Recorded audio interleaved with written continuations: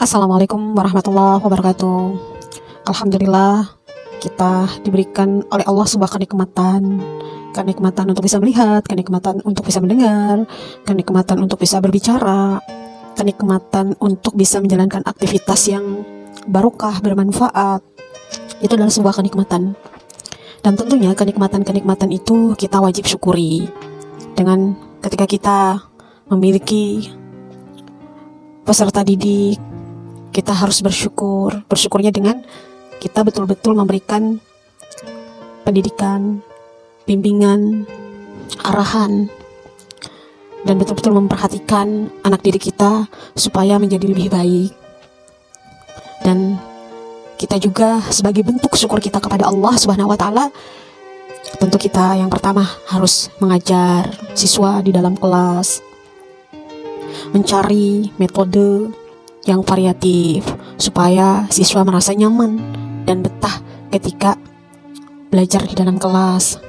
Dan apalagi bentuk rasa syukur kita memperhatikan siswa, berikan perhatian kepada siswa yang kaitannya dengan pendidikan, kaitannya dengan perubahan siswa yang lebih baik.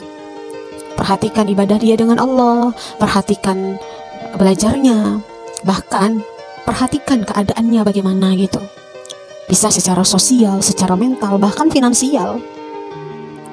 Dan apalagi bentuk rasa syukur kita sebagai guru, tidak membeda-bedakan siswa, ya, mengarahkan siswa, diarahkan siswa ini menjadi lebih baik dan menciptakan suasana pendidikan yang nyaman. Dengan cara apa? Guru harus terus inovatif dan selalu mencari cara supaya di dalam melakukan pembelajaran di dalam kelas tidak membosankan. Menjaga keamanan dan kenyamanan sekolah. Keamanan itu luas sekali, banyak sekali. Ya, keamanan, kenyamanan. Ya, kita jangan suka membuat ribut. Jangan suka mengangkat topik yang memang ini bakal muncul hal yang negatif. Bakal muncul hal-hal yang memang akan merusak yang tadinya mungkin ada sebagian guru semangat ke sekolah, semangat mengajar, tapi karena ada satu guru yang menaikkan kasus negatif, akhirnya itu mengganggu gitu, mengganggu kenyamanan, baik mengganggu kenyamanan kepala sekolahnya, mengganggu kenyamanan guru-gurunya atau yang lainnya yang berada di lingkungan tersebut. Dan apalagi sebagai bentuk rasa syukur kita kepada Allah itu dengan cara merencanakan pembelajaran.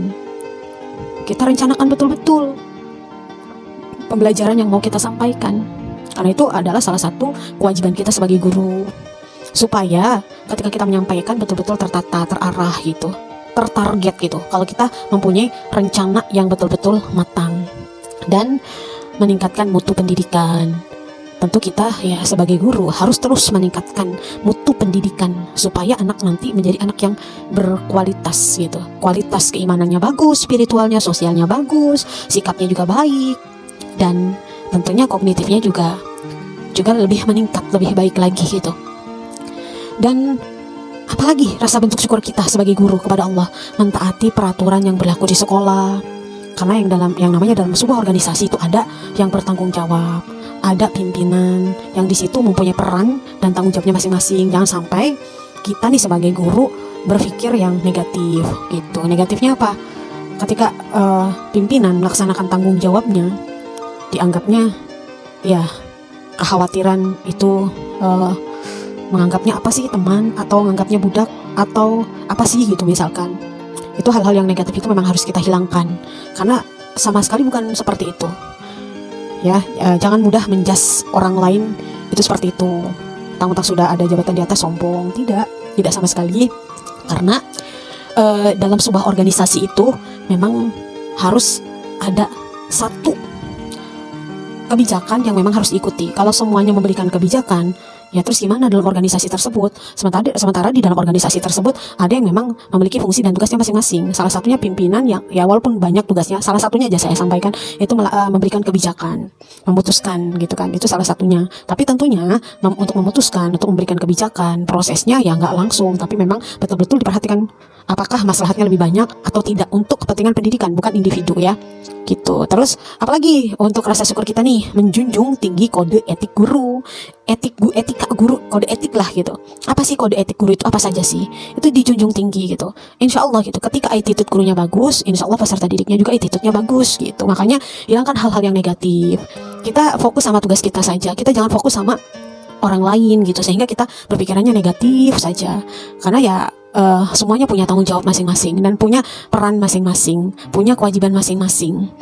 Ya disitulah ya perlu sangat harus berpikiran positif semuanya. Makanya satu, kita harus perlu tanamkan, jangan sampai ketika kita di sebuah organisasi ego kita yang dikedepankan gitu, jangan. Tapi kita harus betul-betul menempatkan sesuatu pada tempatnya, harus menjunjung tinggi tingkat profesionalisme kita gitu. Selama tidak melakukan hal yang negatif, siapapun itu, kepalanya, wali kelasnya, gurunya, selama tidak melakukan hal negatif, bahkan menjalankan tugas dengan baik, ya disupport dan didukung ya. Salam positif. Terima kasih. Wassalamualaikum warahmatullahi wabarakatuh.